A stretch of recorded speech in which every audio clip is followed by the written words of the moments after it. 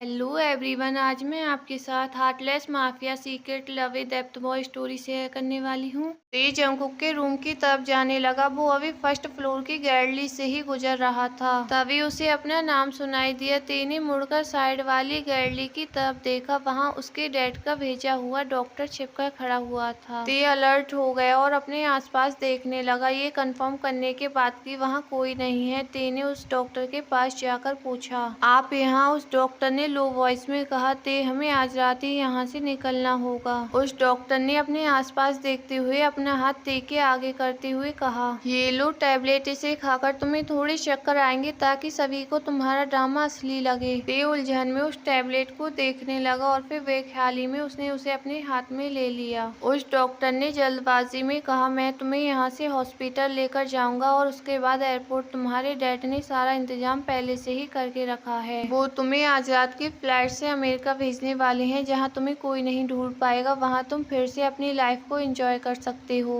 ते उस डॉक्टर से अपने डैड का बनाया हुआ प्लान बस सुनता ही रह गया, लेकिन उसके फेस पर कोई खुशी या एक्साइटमेंट नजर नहीं आ रही थी। उसके मन में क्या चल रहा है वो ये खुद भी नहीं समझ पा रहा था। वो डॉक्टर वहाँ से जाते हुए बोला, शाम को मिलते हैं। ये बोलते हुए वो डॉक्टर वहाँ से चला गया और ते वहीं खड़े होकर अपने हाथ में पकड़ी हुई उस मेडिसिन को देखता रहा। आखिरकार उसके डैड ने उसे इस सोने के पिंजरे से आजाद करने का प्लान बना ही लिया था। फिर भी ना जाने क्यों ते जंगकुक के बारे में ही सोचे जा रहा था। जंगकुक का ख्याल आते ही ते सब कुछ भूल गया और फिर से जंगकुक के रूम की तरफ जाने लगा। ते ने इस बार थोड़ा हिचकिचाकर और नाउमीदी से गार्ड से पूछा, क्या मैं जंगकुक से मिल सकता हूँ? गार्ड ने फौरन जवाब दिया, सर मैं अभी जंगकुक सर से परमिशन लेकर आता हूँ। गार्ड जल्दबाजी में रूम के अंदर चला गया। ते रूम के बाहर खड़े होकर जंगकुक के जवाब का वेट करने लगा। इधर अपने रूम में टहलते हुए जंगकुक कॉल पर निक से बात कर रहा था। किसी भी तरीके से रायल के बारे में पता लगाओ। आई एम श्योर कि वो अभी हॉस्पिटल में होगा। कॉल पर कनेक्टेड निक ने फौरन जवाब दिया, तुम ठीक कह रहे हो जंगकुक, वो अभी हॉस्पिटल में होगा और ते को हट करने के लिए जरूर कोई प्लान बना रहा होगा। ये सुनकर जंगकुक ने गुस्से में अपनी मुट्ठी भींच ली और एकदम से उसकी आंखें डार्क हो गईं। तभी उसे डोर पर आए गार्ड की वॉइस सुनाई दी, सर ते सर आपसे मिलना चाहते हैं। ते का नाम सुनते ही जंगकुक के एक्सप्रेशन तुरंत चेंज हो गए और उसकी आंखों में उतरा गुस्सा गायब होने लगा। जंगकुक का गुस्सा एकदम से शांत हो गया और उसने मुड़कर गार्ड की तरफ देखते हुए कहा, उसे अंदर भेज दो। जंगकुक ने निक का कॉल डिस्कनेक्ट कर दिया और जल्दबाजी में टेबल पर बैठकर लैपटॉप ऑन कर उसमें कुछ काम करने लगा। इतने में ते रूम का डोर पुश कर हिचकिचाहट में रूम के अंदर एंटर होने लगा। उसकी बॉडी लैंग्वेज से पता चल रहा था कि वो कितना नर्वस है। तभी उसे जंगकुक की डीप वॉइस सुनाई दी, बोलो क्या काम है? ये सुनकर ते जंगकुक की तरफ देखने लगा। वो काफी बिजी नजर आ रहा था। तभी उसकी नजर जंगकुक की चोट पर गई। उसे देख कर ते जंगकुक की तरफ जाते हुए बोला, ये तुम क्या कर रहे हो? तुम्हारी इंजरी अभी तक ठीक नहीं हुई और तुमने काम करना भी स्टार्ट कर दिया। जंगकुक एकदम से चौंक गया और उलझन में ते के फेस की तरफ देखने लगा, लेकिन ते का ध्यान इस वक्त सिर्फ जंगकुक की इंजरी और उसकी बेपरवाही पर था। उसने टेबल के पास जाकर जंगकुक का लैपटॉप उठा लिया। जंगकुक ने हैरानी के साथ कहा, ये तुम क्या कर रहे हो? ते ने उस पर गुस्सा करते हुए कहा, तुम बताओ कि तुम क्या कर रहे हो? देखो जरा अपनी हालत, ये कोई काम करने का वक्त है? जंगकुक अब भी चुपचाप खड़े होकर ते के फेस की तरफ देखे जा रहा था। ते ने लैपटॉप बंद करते हुए कहा, जब तक तुम पूरी तरह से ठीक नहीं हो जाते तब तक तुम कोई भी काम नहीं करोगे। जंगकुक ने अजीब सा फेस बनाते हुए कहा, व्हाट? ते ने गुस्से से कहा, yes this is my order. ये सुनकर जंगकुक ने एक ठंडी सांस ली और अपने दोनों हाथों को फोल्ड कर खड़ा हो गया। ये देखकर ते थोड़ा हड़बड़ा गया और अपनी नजरें चुराते हुए बोला, देखो मैं ये सब तुम्हारे लिए ही कर रहा हूँ। अगर तुम रेस्ट करोगे तो तुम्हारी हेल्थ जल्दी ठीक होगी। जंगकुक ने बड़े आराम से उसे देखते हुए सरकास्टिक टोन में कहा, ओ रियली? तो तुम्हें मेरी इतनी फिक्र है? ये सुनकर ते की हार्ट बीट फास्ट हो गई और उसने जंगकुक से नजरें चुराते हुए कहा, वो तो बस इसलिए क्योंकि तुम्हें मेरी वजह से ही गोली लगी है। ये बोलते हुए ते ने फेक एंगर दिखाते हुए कहा, और वैसे भी तुम हार्टलेस हो, मैं ऐसा नहीं हूँ। जख्म चाहे दुश्मन का ही क्यों ना हो, इंसानियत के नाते मुझे प्रॉब्लम होती है। कुछ देर तक तो जंगकुक अपनी डीप आईज से उसे ऐसे ही देखता रहा, फिर अपने हाथ खोलकर उसकी तरफ जाने लगा। ये देखकर ते की हार्ट बीट और भी ज्यादा फास्ट हो गई और वो अब जंगकुक से अपनी नजरें भी नहीं मिला पा रहा था। जैसे जैसे जंगकुक उसके क्लोज जा रहा था वैसे ते नर्वसली पीछे हटता जा रहा था। कुछ ही सेकंड में जंकुक उसके सामने आकर खड़ा हो गया।